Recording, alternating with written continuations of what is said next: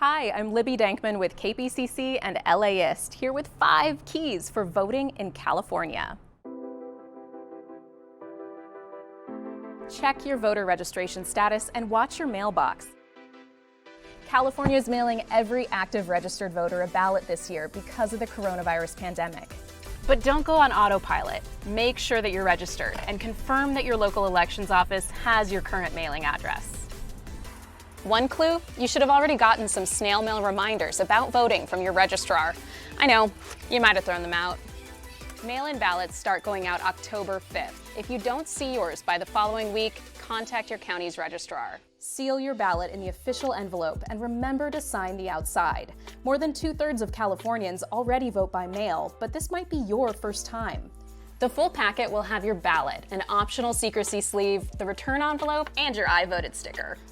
Once you've filled out your ballot, place it back in the envelope and don't forget your signature. A rule of thumb is to sign the way you did on your driver's license. There's more than one way to cast that ballot.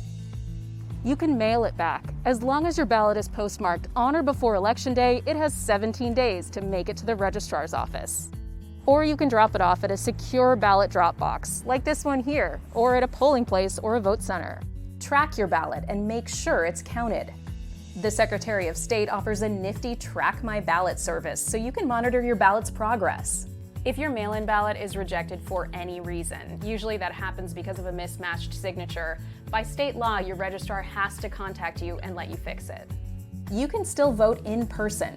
If you need any help with your mail-in ballot or you lose it, no problem. Counties will be operating voting locations with COVID-19 safety measures. In Los Angeles and Orange counties, some vote centers will be open for 11 days. There's even one at Dodger Stadium.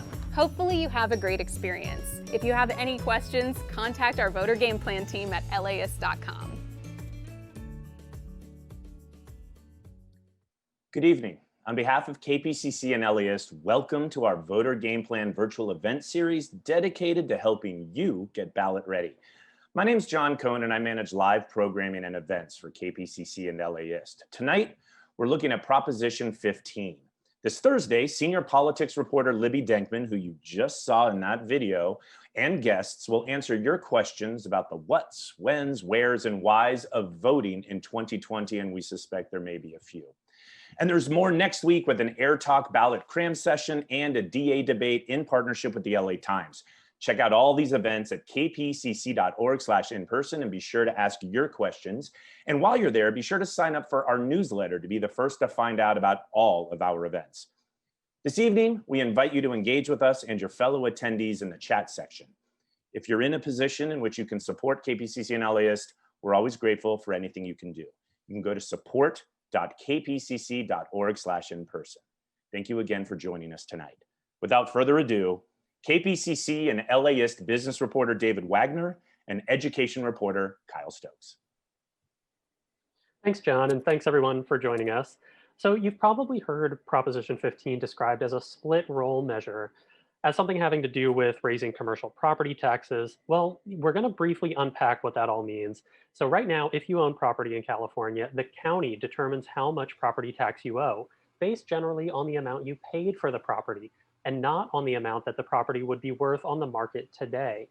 So property taxes are based on original purchase price, not their current market value. Right, and that should sound familiar to you because that's the basic idea of another ballot initiative, the famous Proposition 13, which California voters approved in 1978. And the effect of Prop 13 has been to keep property tax bills low, especially on property that was purchased long ago. Now, this is also where this year's Prop 15 comes in. Proposition 15 proposes to split off commercial and industrial properties and tax them based on what they're actually worth on the market. That would mean more revenues for local governments, between $6 and $11.5 billion a year, according to an official estimate, about 40% of which would be set aside for K-12 schools and community colleges. If Prop 15 passes, the changes would begin in 2022, though businesses with 50 or fewer employees won't see or feel the shift until 2025, and businesses that own less than $3 million worth of property are exempt. So today we're going to try to move beyond the debate over whether Prop 15 should pass. Instead, we're going to ask, what would it mean if Prop 15 did pass? We're going to tackle that question from two major vantage points. We're going to break this event down into two halves. In our second half, we're going to hear perspectives about what this all means for California businesses, but we're going to start by figuring out what Prop 15 would mean for California schools. First off, I want to say that we're not able to currently hold this event in our Crawford Family Forum, but we do want to acknowledge Gordon and Donna Crawford for making these kind of virtual events possible. Now to get us started on the event, KPCC's education reporter, Kyle Stokes. All right, David, thank you. And so to get us also started off on this conversation, we want to rewind and talk a little bit more about how we got here. And to do that, I'd like to welcome our first guest, Jennifer Imazeki. She is a professor of economics at San Diego State University. And there are very few academics who have spent as much scholarly energy over the years trying to understand California's K-12 school funding system, as has Professor Imazeki. And while she's now mostly an administrator serving as the Associate Vice President for Faculty and Staff Diversity at San Diego State, she still found the time to contribute to the 2018 study, the sweeping report known as Getting Down to Facts 2, which looked at whether California has what academics call an adequate system of K-12 funding. Professor, thank you so much for taking the time to join us tonight. My pleasure. Thanks for having me. So I think it's hard to tell the story without starting with Prop 13, the 1978, famous or infamous ballot measure that got this all started. And I think a lot of people who are with us on the stream tonight probably get that Prop 13's passage meant less funding for schools, but that's not really the whole story. And I guess I'm wondering if you can help us dig deeper here. How did Prop 13 change how California financed schools beyond just like we have less money now? Sure. Well, that is an important piece, right? If you're going to cut tax rates and how much people pay in taxes, it generally means you have less tax revenue coming in. But aside from the amount of money, one of the really important things to understand about Prop 13 is that it changed where the money for schools is coming from. That is, back in the 70s, before Prop 13, the majority of funding for schools, the primary source of funding for schools, was property taxes. And that's still true in most states. It is not true in California today. California today funds the majority of its schools' revenue comes from general fund, from other forms of taxes. Property taxes are still obviously in there, but there's a lot of other sources, primarily our income tax and other things that go into the state's general fund. Interesting. So I would argue that shift from property tax as the main tax base to income taxes and other general fund taxes as the main base had two implications. One is what I think of as sort of governance. That is, who was paying attention to how the money gets spent, right? Because the money for schools was shifted from being primarily property taxes to being primarily general fund, it also meant that our folks in Sacramento had a much larger say in how that money was distributed and how much was distributed. Over the years, that led to a lot of changes in the system where Sacramento legislators added a lot of things we used to call categoricals, which were very specific funding streams with strings attached. It was a way that Sacramento legislators could say, here's some money for schools, but it's for this really specific purpose.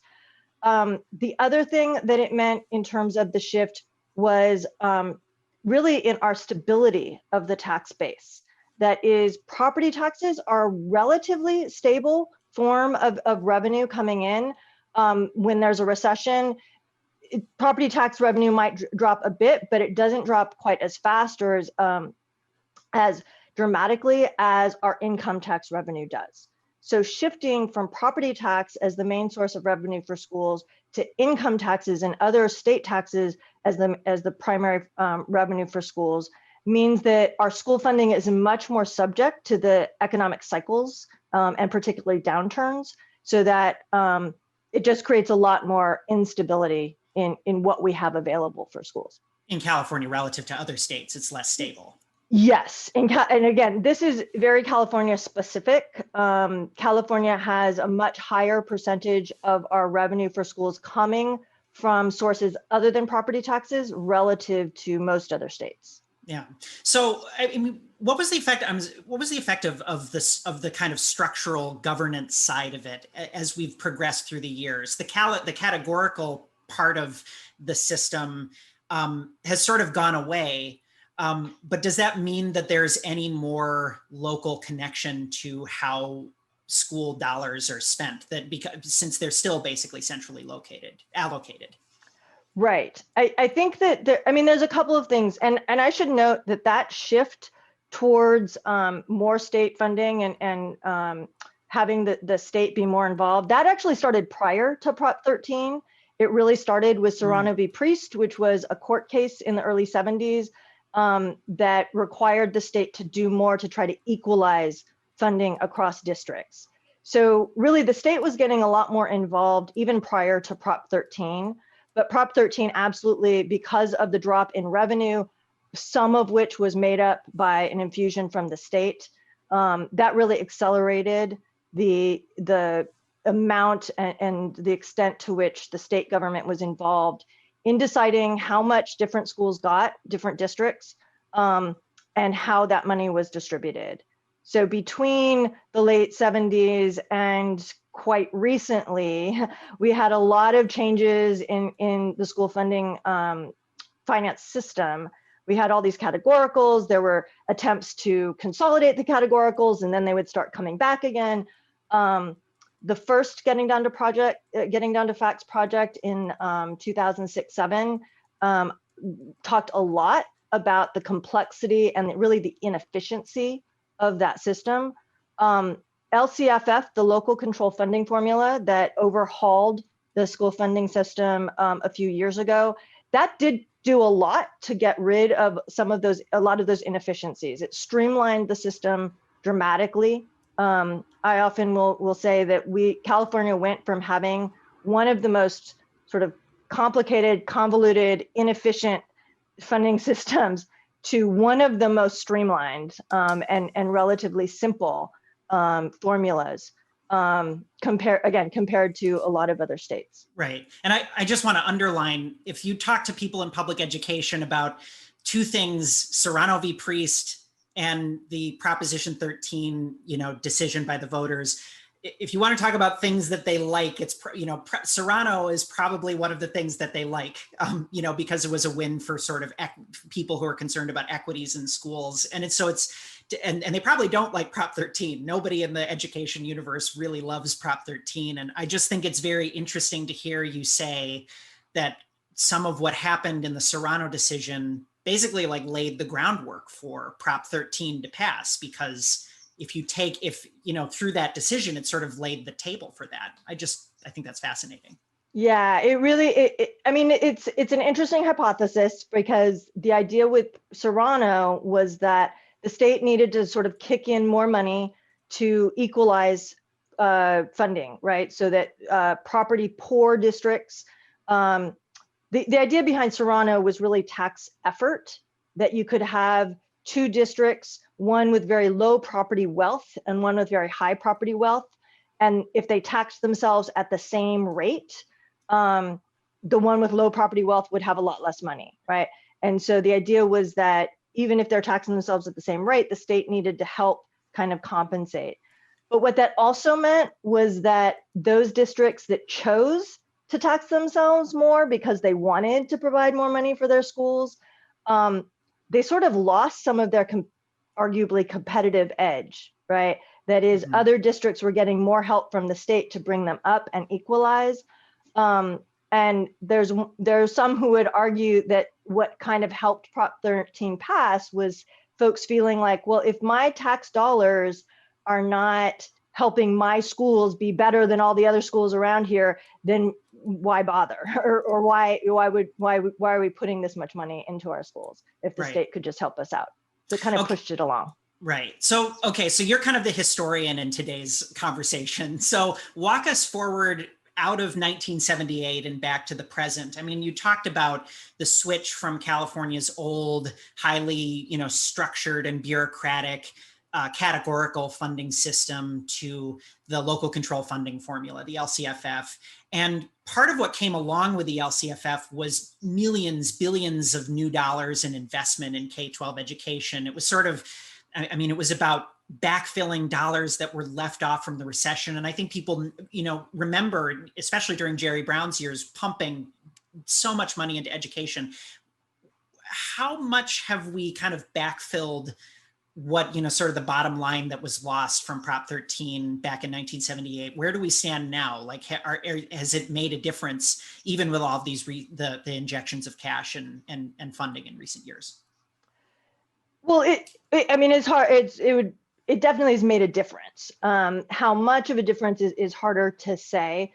And it's understandable that it seems like we've dumped all this money into schools in sort of the more recent years. But people have to also remember how far in a hole we were to begin with.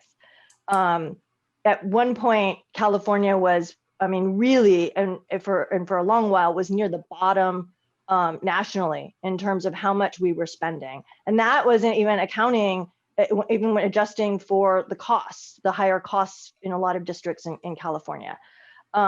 And so we still are not great, arguably, when you adjust for costs. We're still in sort of the bottom third of the states in terms of our spending. And then it looks even worse when you compare us to other states that have kind of similar demographics, right? It's not super helpful to compare spending in California to spending in, Nebraska. But when you compare us to Texas or Florida or Illinois or New York or other states that have very heterogeneous populations, very large enrollments, we're not doing great. The other indicator that I think of how far behind we kind of are is if you look at the adults who are in our schools, we're really near the bottom in the country in terms of personnel, teachers, but also nurses, counselors, all of the support that goes along, not just the instructional personnel, but all the other things that we need and all the other people we need in our schools to help our students do well. We're really near the bottom of in terms of national rankings on a lot of those measures. Right. And just briefly, like the numbers shift a lot. We've heard, it sort of got drilled into our heads in Los Angeles Unified when we were covering the strike that California is like 45th in the nation in funding. Some of those figures are outdated, but some of the spirit behind them is essentially still correct. Yeah, I believe the more recent numbers is we're somewhere in like the mid 30s now. So yeah, improvement, but not dramatic. Mm-hmm. Yeah. All right. Hold the line there and we'll come back to you in Q&A. But Jennifer Imazeki is a professor of economics at San Diego State University and the Associate Vice President for Faculty and Staff Diversity. And she's walked us up to the present day. So now I'm going to turn to our next guest, Heather Huff, to talk to us about where we are in the present. Dr. Heather Huff leads the Policy Analysis for California Education, which is a nonpartisan research center, also known by its acronym PACE, which its whole purpose is to bridge the research and policy making spaces in education. And before becoming the executive director of PACE, she led a partnership between the organization and the core districts, which is a data and school improvement collaborative between now 8 large school districts. Dr. Huff has been an education researcher and an analyst for nearly 20 years in California at the Carnegie Endowment or the Carnegie Foundation for the Advancement of Teaching, the Public Policy Institute of California, the Center for Education Policy Analysis at SRI International, and the Center for Education Policy Analysis at her alma mater, Stanford University. Heather, thank you so much for being here. Thank you so much for having me, Kyle. Okay, so your organization, PACE, today is out with this report, along with WestEd's Jason Willis and Carrie Hennell, a new report that essentially makes the case we need to find ways to protect education funding in the midst of the pandemic. So can you tell us, Jennifer sort of walked us up to the present day, but, with some pre-pandemic numbers, where are we now that the pandemic has hit? Well, I think what's really important to know is this backdrop that Jennifer painted of a state that's 39th in education funding when you adjust for the cost of living, where we're at the bottom in terms of teachers, counselors, nurses. That was the state of our schools when the pandemic hit. And so we didn't have as many people or resources to respond to the crisis. So just thinking about the spring, the pandemic added a lot of costs. In a lot of school districts, particularly those serving high proportions of low-income students, they had to buy computers, Wi-Fi hotspots, distribute meals. In Los Angeles Unified alone, they've estimated that they spent about $200 million of unbudgeted money this spring. And now school has started virtually, and we have incredible needs facing our districts. So many students, because of the school closures, were not engaged at all in education during the spring or the summer. It's estimated that some kids will came back this fall as much as 1 year behind what we would expect in a normal year. We also know that students have experienced a lot of differential need. So some students that were particularly hard hit by the pandemic may be experiencing food or housing insecurity, trauma. They may be losing loved ones. They may be unsupervised or neglected at home or even abused. And so all of those issues are escalating at the same time that districts are now saying, how are we going to do education this way? They're reconfiguring everything to be virtual, still making sure that kids are connected, have computers and working hotspots. And then we also know that the effects of the pandemic have differentially affected our Black and Latinx families in California. And so those students have particularly additional needs that districts are working to solve. So then we think about the next challenge ahead. School districts are now working to plan for hybrid reopening. And the American Superintendents Association has estimated that that will cost about $1.8 billion for even an average sized school district for just health and safety protocols alone. So I think it's important to couch, we were already low, and then we have these additional costs, but we have no additional revenues. In fact, our revenues as a state are down pretty substantially for the reasons that Jennifer noted. We have a very volatile tax system. And the only reason that we were able to stave off cuts to public education in California is through something called deferrals. That means we told districts they could spend the same amount of money as they spent last year, but they have to borrow that money with the hopes that we get a federal stimulus to fill in that gap. And if we don't, we're now looking at billions of dollars that were already in the hole going into the next year. So I think what's really important to understand is that we've been particularly hard hit in California by this pandemic-induced recession. Our schools have also been incredibly hard hit. And so this is producing a crisis of pretty epic proportions within K-12 education here. Yeah, just to put a fine point on some of the losses in revenue and losses in state funding, I'm just curious, the cuts that came down from the governor, the sort of unprecedented summer revise of the budget came very late for school districts to have to lay off employees. It sort of fell outside of the calendar when that would normally happen. And I'm curious to know if part of what's at stake when we talk about funding going forward for schools is layoffs. Is that are we talk about these deferrals, are we deferring not just budget cuts in the future, but really just layoffs? Absolutely. It varies by district, but about 80% of school district budgets are personnel. Education is a highly relational endeavor. So when we talk about cuts, we're mostly talking about cuts to people. And we know that having more people in schools produces smaller class sizes, it produces additional levels of support. So when we talk about funding cuts, and this the initial budget was a 10% cut to education, which would have resulted in massive layoffs across the state. And so a big part of why that was protected is that we need those people in schools. Now more than ever, students need teachers and mental health providers and instructional support providers.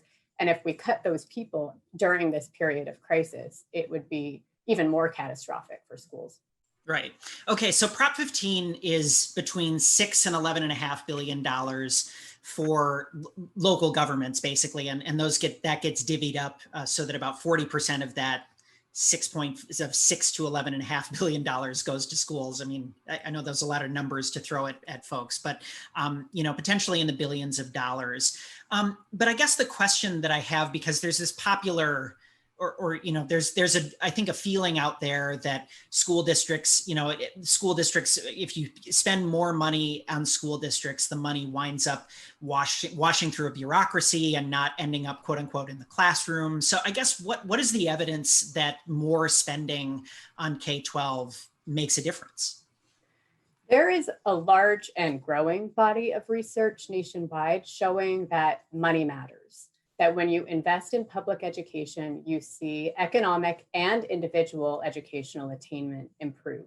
So I want to make a few points on that. One is that is the economic benefit. So a recent study showed that when you invest in education, you get 2.5 times the return in economic benefit as you get in the investment. So if you get kids to go to graduate high school, to go to college, what they contribute back to the economy more than makes up for what was put in to support their education. Research also shows that education improves civic engagement, it improves voting, and it improves the economic and social mobility of the individual students that are involved in the educational pursuit. And the reason why that's important is that we have some of the most intense gaps in income here in California, with the highest level of poverty when you use an adjusted supplemental poverty measure. So investing in education for our students is a really important way of giving them the tools that they need to be able to provide a good life for themselves and their families moving forward. And then one additional point to make evidence here from California, as Jennifer mentioned, the local control funding formula introduced new ways of distributing funds to schools. So we now in California give higher number of dollars to students in targeted populations with the highest need. And a study that was part of the Getting Down to Facts 2 study in 2018 by Rucker Johnson showed that that investment was producing higher test scores and higher levels of educational achievement. And that was early, so we're continuing to do more research on that. But evidence here in California also shows what we're learning from this larger body of research. But having said that, does additional money alone produce higher outcomes? No, of course it doesn't. And I think that we all know that that's true. We know that we need to improve efficiency. We need measures for transparency and accountability. We really need to help build the capacity in school districts and county offices and at the state level to evaluate what works for which students under which conditions, and to make sure that those investments are meeting the desired effect. So absolutely, we have to build in all of those safeguards and build all of those capacities. But what I think is really important is that the one thing we know is that starving our schools at this time will definitely not improve outcomes. Mm-hmm. So it's better to invest the money and also the time in building that capacity.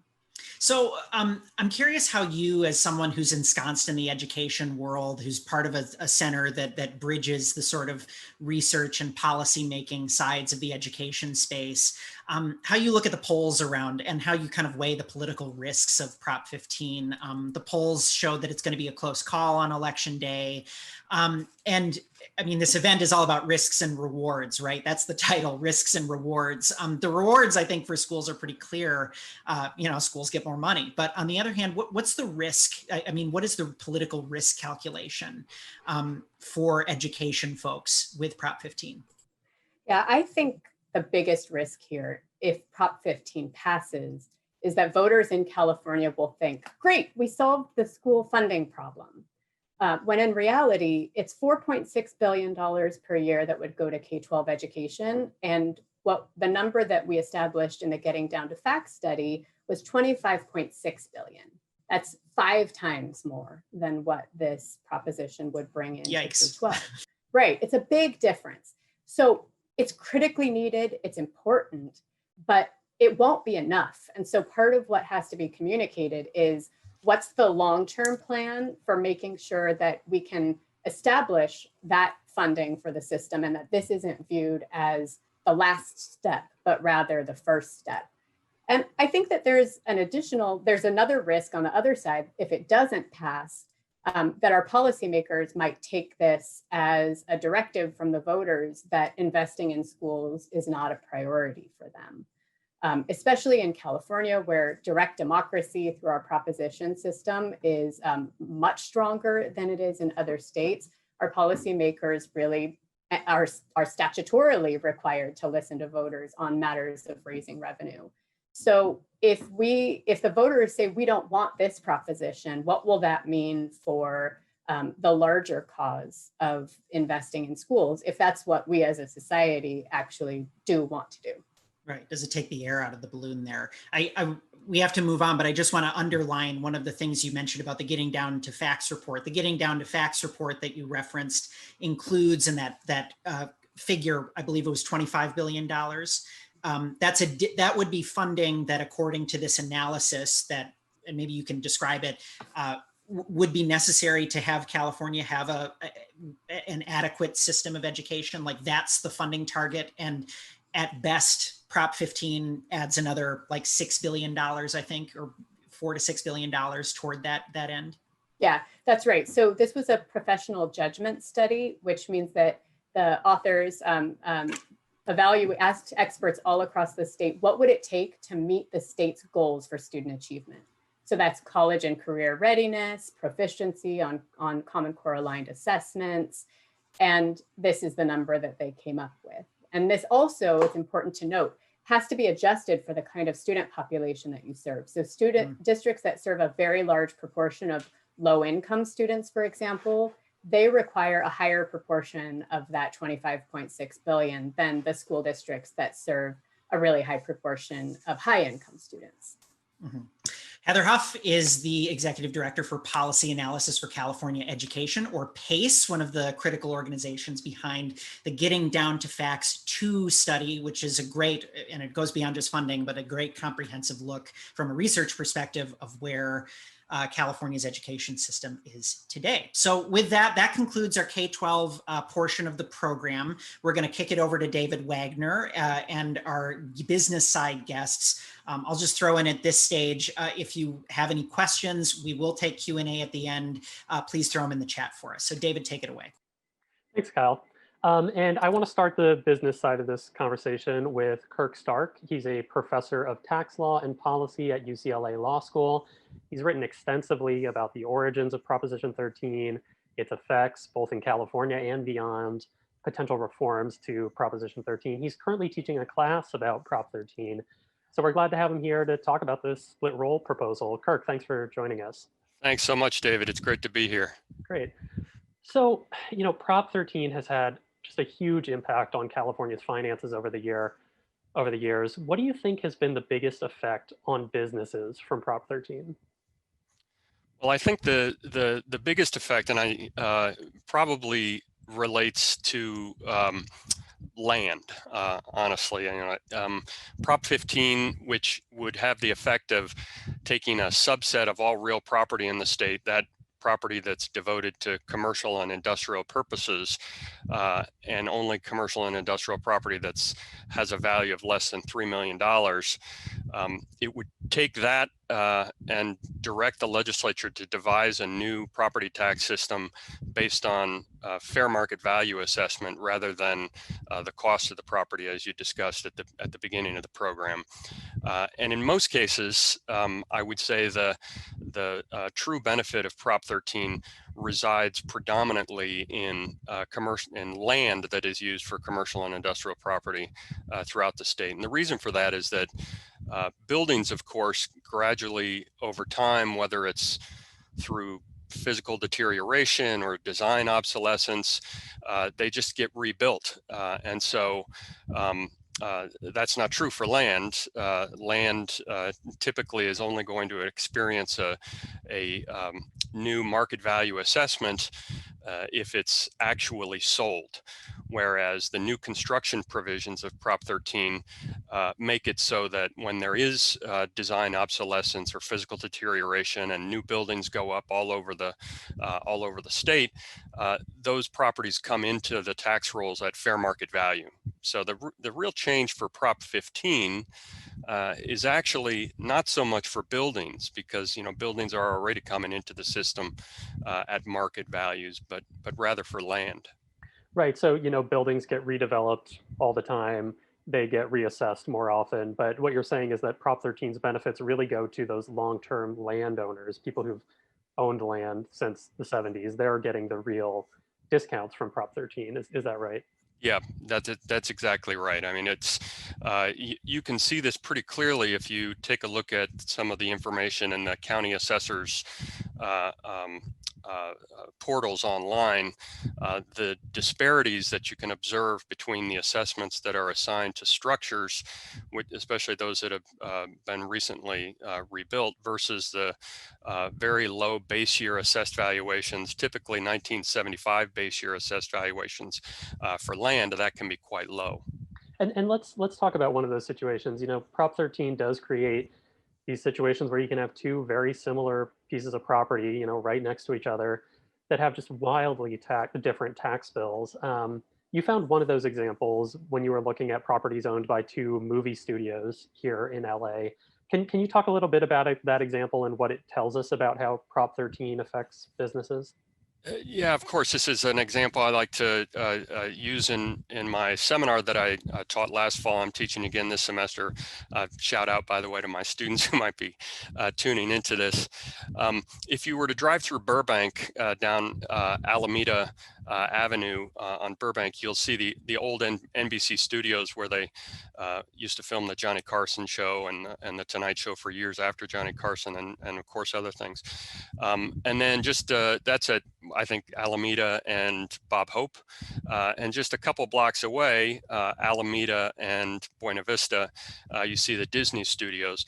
Now, those two properties are roughly comparable in size. I think the NBC studios is about 35 acres, maybe Disney Studios is 43 acres, but the what used to be NBC Studios is now referred to as Burbank Studios, since NBC Universal moved over to Universal City. That's undergone a lot of change over the past few years. I think it was sold to a development company in 2007, 2008, sold again to Warner Brothers just last year. And they just broke ground not too long ago on these new, looks to be really phenomenal buildings, these Frank Gehry iceberg buildings, a new office structure there on the Burbank studios, what used to be the NBC studios. So that land is assessed at $284 million, and that's 35 acres, whereas the Disneyland at 43 acres is assessed at about $10.5 million. The Disneyland hasn't been sold in decades. It has a 1975 base year. The structure at Disney is relatively new, and of course the new structure that's going up for the Frank Gehry iceberg buildings will be brand new, if assuming it is on schedule to open in I think 2023. So again, the disparities are not that significant vis-a-vis the structures, but these two plots of land very close to each other have very dramatically differential land assessments. Right, because Disney's owned that land for decades and it hasn't changed hands since Prop 13 was passed in the 70s. So okay, now we're going to tackle Prop 15, this proposal to do away with some of the Prop 13 protections for commercial properties. I want to talk through some of the impacts of Prop 15 on a few hypothetical businesses. So let's imagine, a large office building here in LA that's been held under the same ownership for a long time. It hasn't been reassessed in decades. Under Prop 15, I mean, how significantly could taxes rise for a property like that? Well, the new rule, what it does is the measure directs the legislature to devise a new system that would take effect in the 2022-23 lean year, and it would assess that property at fair market value, assuming that it has a fair market value in excess of $3 million, which an office building here in Los Angeles clearly would. So it would depend upon the difference between those two numbers, between the current fair market value, which would be determined by the county assessor and starting in 2022 or staggered implementation a few years thereafter, versus the assessed valuation right now. It could be quite significant. Right. I mean, because just in that Disney example that you gave a minute ago, even the land there, if it were reassessed, would, I don't even know what the multiple was there, but it would be like significantly higher, right? Yeah, I think it's about, if you thought the land assessment for the Burbank studios represents a fair current market value, it's about 35 times greater than the assessed value of the land of the Disney studios. Right. So even just on that land valuation, we're talking about, assessments that could bring the value up 35 times for some of these properties and Yep. their tax bills in accordance with that. So, that hypothetical was all about a large business, a big office building owned for a long time. I want to talk about smaller businesses, though. Prop 15 does outline some exemptions for small businesses. As we've talked about, owners with $3 million or less in total property are exempt from these changes. However, in this hypothetical, let's imagine there's a barber shop that's renting space from that office building. They're on the ground floor. They're renting their space for the barbershop from this office building that we just talked about. So here's an example, this barbershop, of a small business that clearly doesn't own anywhere near $3 million in property. But my question is, could costs go up for that barbershop if their landlord is going to get a huge tax hike from Prop 15? Yeah, I think that's a legitimate concern. It's something that's worth talking about between now and the election. I do think that the measure has particular provisions that are designed to mitigate the risk on situations like that. So, for example, if 50% or more of the square footage of this real estate is occupied by a small business, then it has a delayed effective date into 2025, 26. And so it gives parties time to sort of reconsider and renegotiate lease arrangements that might extend over a period of years. More fundamentally, I think, it's important to keep in mind that commercial rents are fundamentally a function of supply and demand. They're not a function of the landlord's costs. Now, there are some commercial leases, typically referred to as triple net leases, where the tenant assumes the property tax cost over the period of the lease term. This exact same issue came up, except in reverse, when Prop 13 was passed. There were triple net leases, and then all of a sudden there were benefits that were sort of windfalls made available to tenants who were subject to triple net leases, and there was a property tax reduction. And there's a new equilibrium that is reached gradually over a period of time, where commercial tenants will, at the end of the day, they because they have options to lease that barbershop someplace else, not necessarily in that same building, they'll be paying a market rent wherever they go. They're not going to be paying an above market rent simply because the landlord has a higher property tax cost. Right.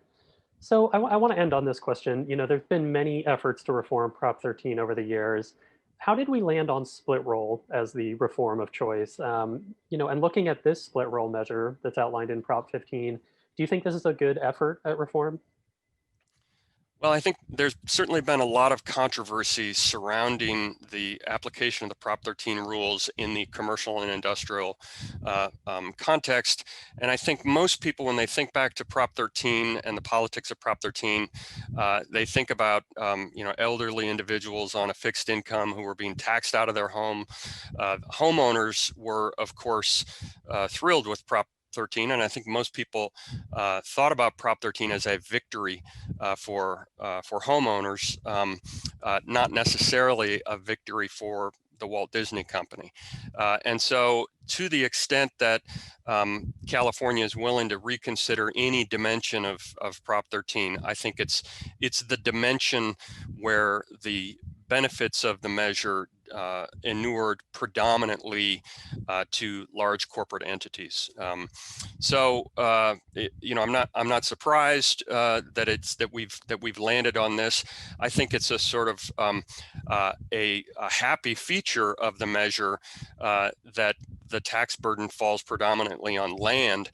Most economists of all ideological stripes feel that land taxes are a unusually efficient source of revenue in that it doesn't distort economic behavior the way that certain other taxes can. So if we feel like we need to raise whatever the number is, $10 billion a year, honestly, it's hard to imagine a measure that's better at doing that than a measure that concentrates the burden on landowners and large corporate entities. Okay, great. Thank you so much, Kirk, and we'll bring you back in for the Q&A at the end. Thank you. Yeah, thanks. Now I want to pivot to our next guest, Mike Tingus. He's a president and managing principal of Lee & Associates in LA North and in the LA North and Ventura areas. He's been a commercial real estate broker. He's got more than 30 years of experience here in the LA area, and he's a former member and chairman of the Planning Commission for the city of Calabasas. Mike, thanks for joining us with your unique perspective on Prop 15. Thank you, David. Appreciate the invite and to be part of the group. Great. So what's the discussion in your world around Prop 15 right now? I mean, your clients are going to be, among the businesses that would be affected by these changes. So are your clients concerned about the potential effects of this measure?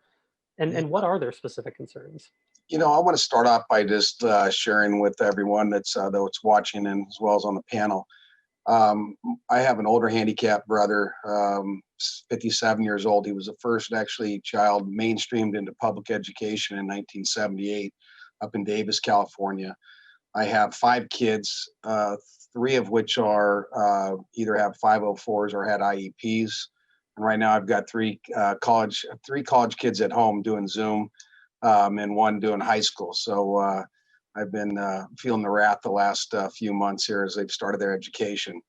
However, and I also represent 5 school districts in the state of California on their real estate matters. So schools for me, since I started in the business in '88, have been instrumental in the success of businesses within our market. However, what we're looking at with Proposition 15, is got me, frightened of what the impact will be on our businesses and on the cities in which we live in. First off, when you look at the split roll tax, the amount of money, if they were going to get about 11 or 12 billion dollars, we have 40% going to schools. I don't see really in detail of how that money is going to be utilized. The other 60%, God only knows where that's going to. And, I have to ask myself this question. I remember, I don't know, it was probably 20 years ago, because it's gone on deaf ears, is what happened to the California state lottery money? Where did that go? And now we're faced with the split roll tax, and it's going to have a significant impact. And I appreciate what Kirk said about the barbershop owner, where he's got choice to go relocate. Well, it's been about 15 or 20 years since I did a lease where we gave any tenant Prop 13 tax protection. And now we're looking at not only having to look at Prop 13, but also now Prop 15. And if a tenant has a 5 or a 10-year lease, they probably do not have tax protection in the event of a property tax increase. So what you're going to see is you're going to see that increase in property taxes pass through to the tenant. No different than the space that I occupy here. If it goes through, my rent's going to go up in 2023 based upon what the tax assessor decides the proper value is of this building. So that kind of scares me as well. In that we work with a lot of appraisers on different properties, and a lot of appraisers have a difficult time on assessing what is the true value. So turning it over to bureaucrats at the tax assessors to determine what the fair market value is of a property has myself and many in our industry very, very concerned. Well, and without naming names, you mentioned to me that one major employer is holding off on a big lease here in the LA area because they want guarantees that they're going to be protected from any of the potential impacts of Prop 15. Is that happening a lot? Are a lot of your clients holding off on deals right now until after the election? Yeah, David, it's happening a lot. There's a lot of people that are right now hesitant to sign leases unless they can get Tax 13 protection. And I'm currently in negotiations with one of the nation's largest companies on a property where they have asked for Prop 15 tax protection. And what the impact is significant because it's going to determine whether somebody is going to basically occupy space or not occupy space. And what I think is concerning on it, because I've been working for, like I said, 32 years. I pulled little companies out of the garage, one of them being the Cheesecake Factory, when Dave Overton was, making cheesecakes out of his mother's garage, that ultimately end up growing and becoming these large companies that employ thousands and thousands of people, that provide, the hundreds of thousands of jobs and incredible amount of revenue and opportunities for people. And I still do that today. I've moved small companies that become very large companies. And so what I think is going to ultimately end up happening is that the cost already to do business in the state of California and the cost to occupy space in Los Angeles in particular, whether you take San Francisco, Silicon Valley, Silicon Beach, downtown LA, Orange County, San Diego, it's already very, very expensive. And as Kirk was saying, when you talk about commercial and industrial land, I mean, nobody's growing land. And in a lot of these places where people want to be, the reason why you see, a Burbank Studios being redeveloped is because it's become functionally obsolete. And then so somebody has to come in there and they basically buy the property and they build a new property based upon economics that can support the development. However, on the flip side, if you have an owner that's owned a property for 20, 30 years, most of these commercial and office building or industrial building, has probably a 60 to 100-year life, depending on how well it's maintained. So if I'm a good steward of my real estate and I've been maintaining it properly and I have my lower tax base, I can afford to rent the property out at a much lower rate.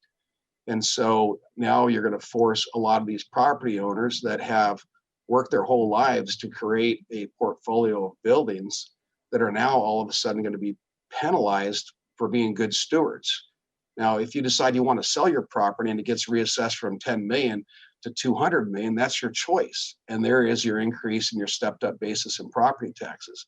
But I just don't see, how it is fair to just with a stroke of the brush say that, I'm going to reassess, somebody's going to reassess all of these properties.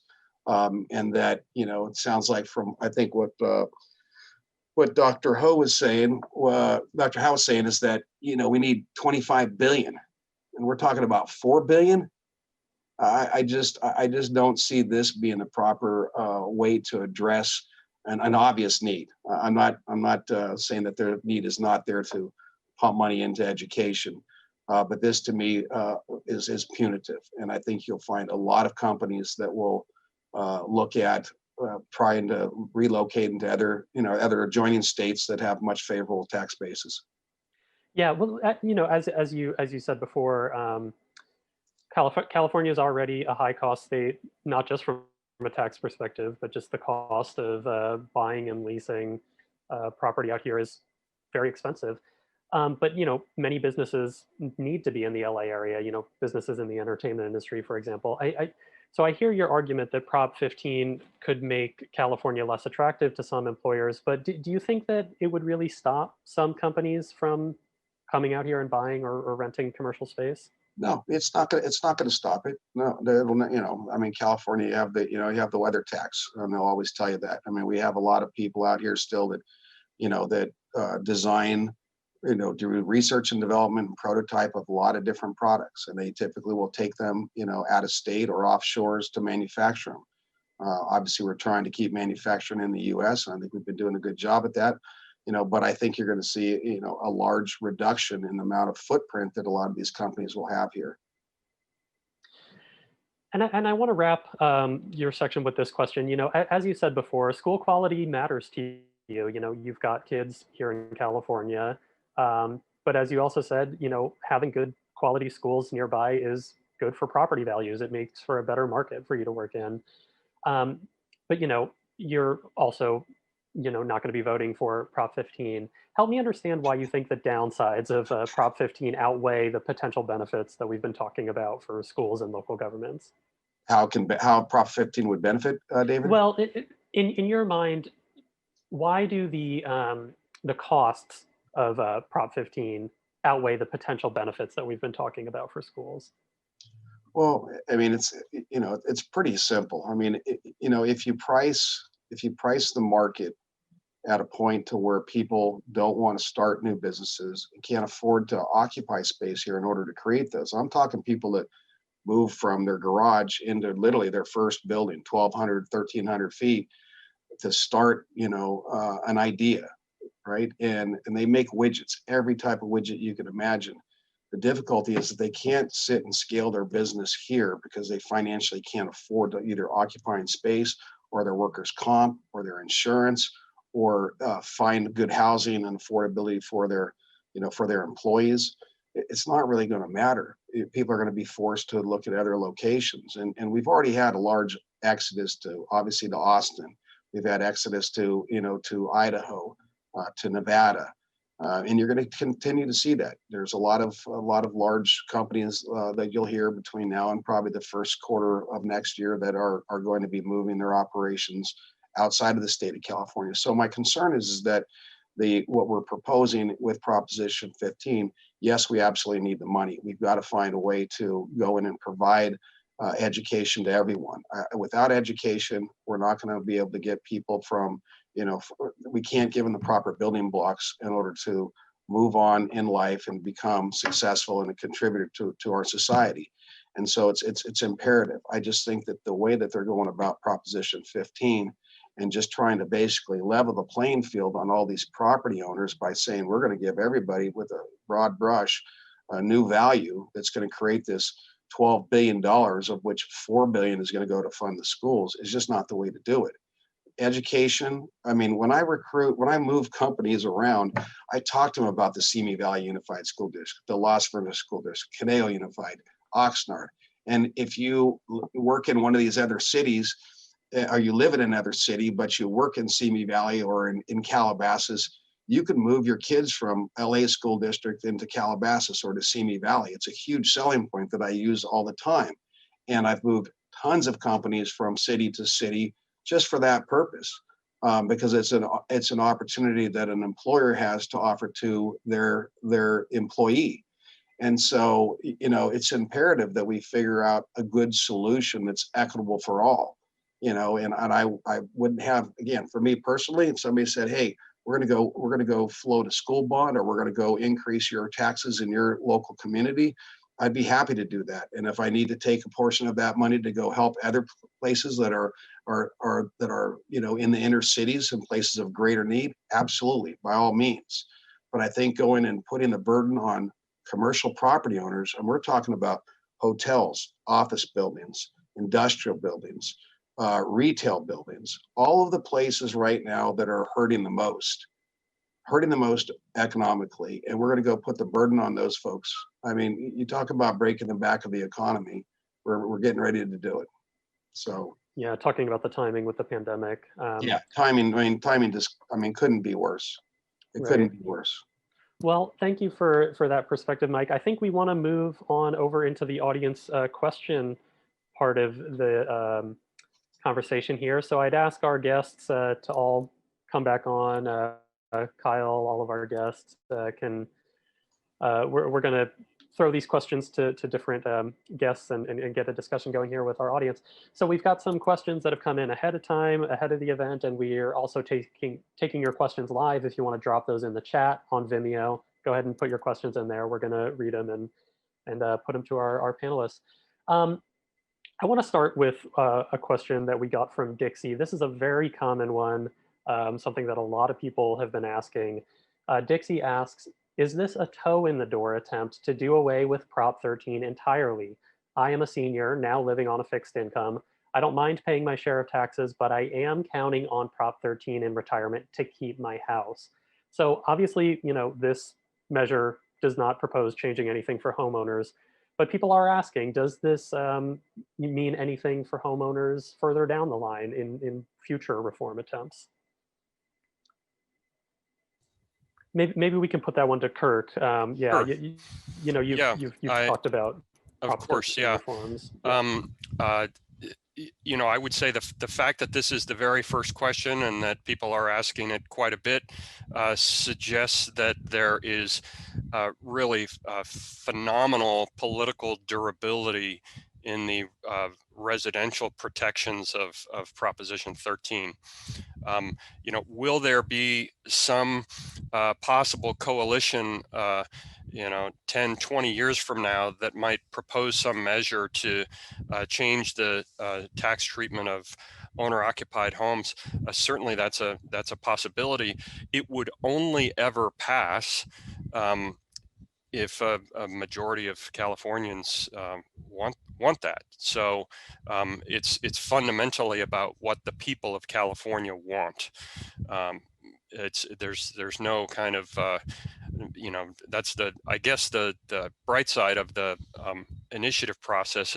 It's not a sort of nefarious, smoky backroom deal. It has to be on the ballot.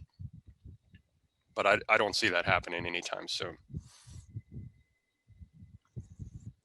Great, and Kyle, do you want to take the next question?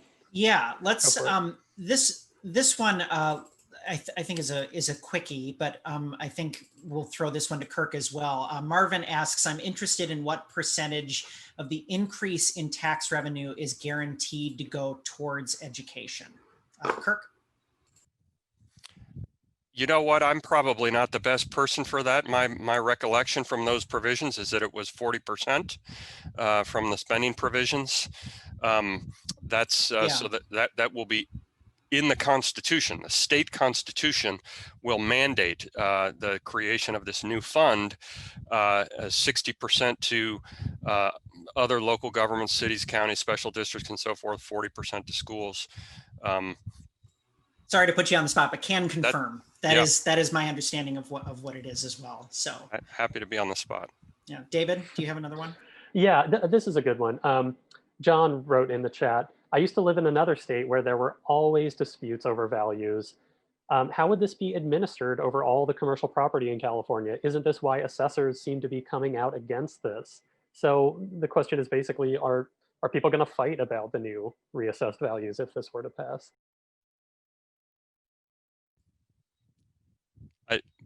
Maybe Mike wants to take this. I'm happy. Well, I think either one of us, Kirk, could take this. I mean, they're obviously going to fight about it. I mean, you know, it wasn't too long ago in 2009 we were doing tax appeals, and you know, you only have so many employees of the county tax assessors, and you know, I've been doing this for 32 years, and I've spoken at the National Appraisal Institute many times.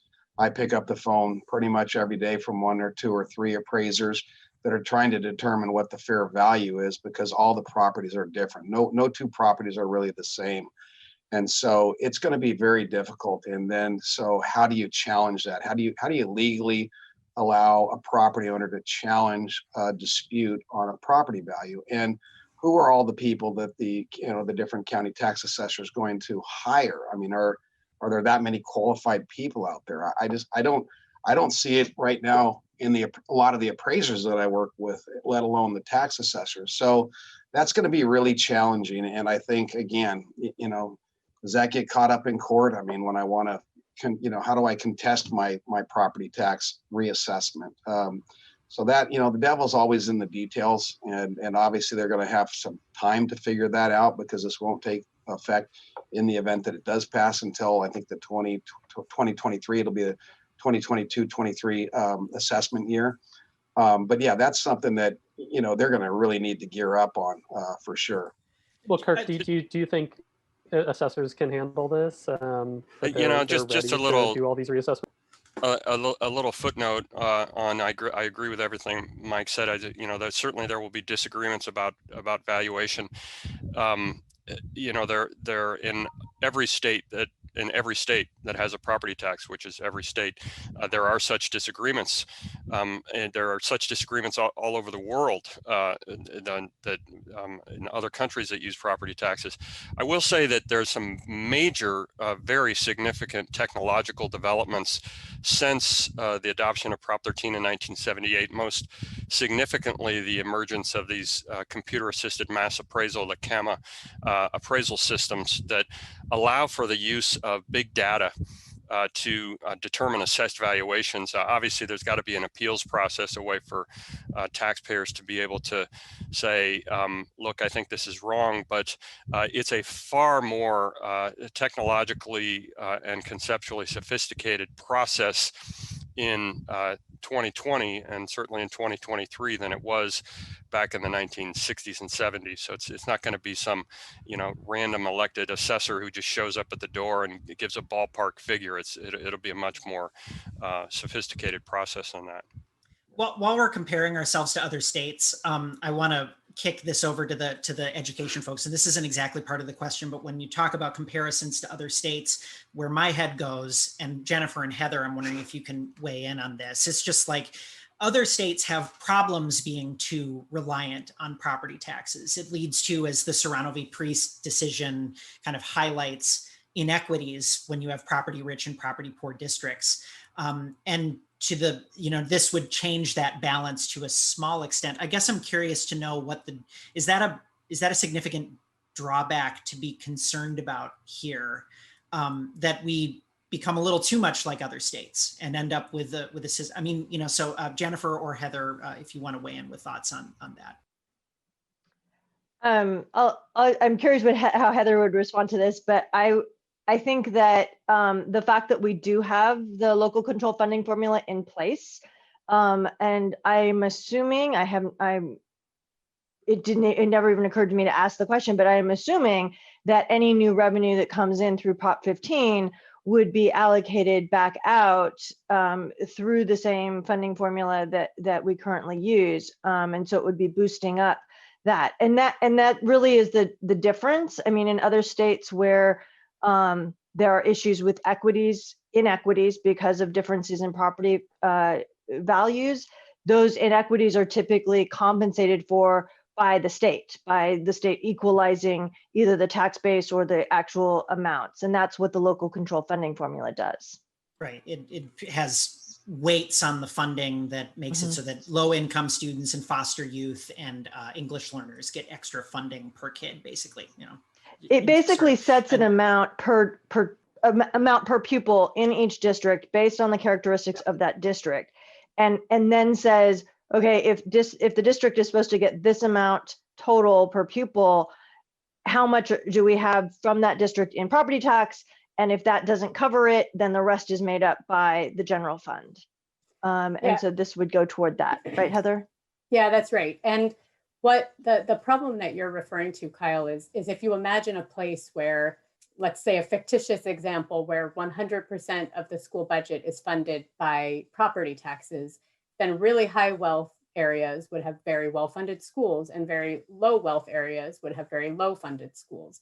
And we do see that in some parts of the country where it's really tightly correlated. It's different here because of all of the things that we've already put into place. So what raising the property tax in this case would do is actually increase the stability in our system, because right now we're so reliant on these volatile income sources, stock income, personal income, salary, that when we hit a recession, it does impact California a lot worse than it does other states. This by the way, was there was another question that we got that I believe we just answered, but it's from Mark Slavkin saying, property taxes are assessed, collected, and allocated in the county where a property is located. Does Prop 15 change that in any way? Mark Slavkin, former LAUSD board member. Hi, thank you for submitting that question. And as Heather and Jennifer just mentioned, this money is being redirected through the local control funding formula, is my understanding, that it is aggregated at the state level. I guess the question I want to, check with Kirk, how much of property tax is administered and kind of pooled at the state level in the way that this system proposes to do, the mechanism that Prop 15 proposes to create? How much of the state's current property tax system is handled that way? Yeah, I guess I would say I think the question is exactly right in a sort of true literal sense. Property taxes, they're administered by the counties. The revenue derived from property taxes stays within the counties. It's all local county money. On the other hand, I mean, once you start sort of looking at the way the state budget works, because Prop 13 itself gives the authority to the state legislature to allocate among local governments within a county. That's this AB8 formula. That basically empowers the state government to withdraw certain amounts from, say, cities and counties in order to alleviate its general fund obligation to K through 14 schools under the Prop 98 formulas that are in the Constitution. I'm getting way too technical, but it basically, as a sort of literal matter, yes, it's all local. As a sort of de facto practical matter, I view the California property tax as a state tax. I mean, it's the base and the rate are determined in the state constitution, and the allocation of the revenues is determined by the state legislature. It might as well be a state tax. The fact that it's collected by county assessors is a mere formality, in my view.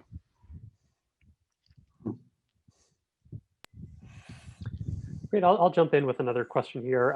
Melissa writes in the chat a question that's related to how businesses are faring in this pandemic. Melissa writes, how does this square with businesses that are not allowed to reopen or have limited business right now, and so they're unable to meet their own current obligations? If you have a business that's already deferring its rent, unable to pay its rent, what would Prop 15's passage mean for a business in that kind of?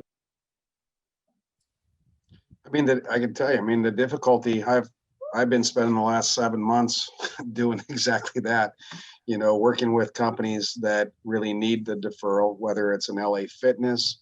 We just opened up, believe it or not, on April 1st, we were planning to open up a new Marriott hotel, 275 keys in Agora Hills, that never got a chance to open. So some companies are able to occupy, work at maybe 25%, other ones at 50%. Some are at 100%, have not been affected. And so the difficulty is no different than when you're telling a tenant in a residential, an apartment, we've heard all about this. Well, we're going to defer your rent. Well, if you're going to defer my rent and I don't have a job, that doesn't help much. You can defer it as long as you want. And then if you tell a tenant that, hey, I'm going to defer your rent and I'm going to add it on when things, clear up. So, we've now gone 7 months. So if I paid 7 months of half rent, that's a good thing, right? If you've been able to pay half rent, that means at least you're still making some money. Now, in the next 12 months, I need you to make up for that. Well, the ability for somebody to ramp up and recapture, pay that rent is very, very difficult. And so in a lot of cases, I've had clients, I've got one client who provides all of the booths for all the conferences out in Vegas, your ICSCs and your other big events, your CES, events. They're out of business. I mean, there's no events. So how do you address that? And it's no differently than somebody that's in a hair salon where they're coming to your house now to cut your hair because they have to. They got to pay their bills. So, it's going to be really, really difficult. Just timing couldn't have been worse for addressing this through Prop 15. Not that it doesn't need to be addressed, because it absolutely does. But just timing is really going to be, I think, catastrophic on a lot of businesses that just won't be able to recover. Can I just supplement that a little bit with just you know, obviously those are a lot of really great and important points.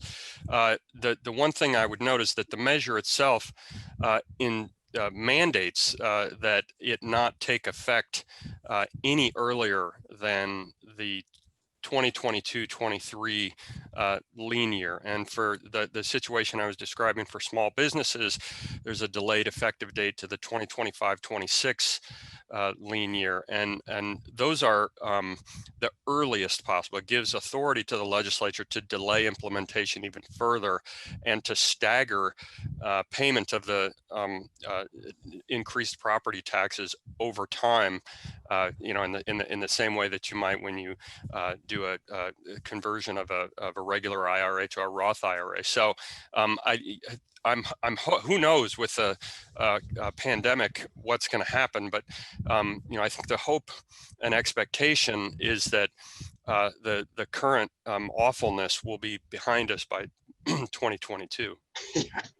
Right. If we're still in this pandemic in 2025, then we've got bigger issues than school funding and property taxes. I think one thing to note about the timing is that while it is true, I hope that the pandemic and even the economic effects of the pandemic are over by then. What most education researchers and experts are looking at is a longer tailed crisis than that, because the impact that even the closures thus far, but also we're adding months. We don't know when schools will reopen. Every day that we are in this pandemic, it is creating a huge crisis of student learning. So that won't go away quickly. No. Nope. Well, I think with that, we're about ready to wrap up. Kyle, did you have any other questions that you wanted to get at? No, I don't think so. But I do want to just say thanks to everybody for being here, and to also just plug our voter game plan website, voter game plan. Hold on, let me make sure I'm saying the right, votergameplan.com, where you can find information on this race and many other races that you'll be seeing on your ballot. So, David? Right, and the next virtual event, if you want to tune in to our next program here, it's going to be How Voting Works. It's on October 1st. It's a KPCC and LAist event with senior politics reporter Libby Denkman. She and her guests are going to answer all your questions about how voting is different this time around. It's obviously very different this time around. So October 1st, stay tuned for that. Just one more thanks to all of our guests and to all of you for joining us. This has been a really interesting and informative discussion. Thank you so much. Thank you so much. Thank you. Thanks everybody. Thanks, David. Yeah. Appreciate all of you. Thank you so much. All right. Have a good night, everyone. Good night. Enjoy the debates. Yeah, thank you. Bye-bye.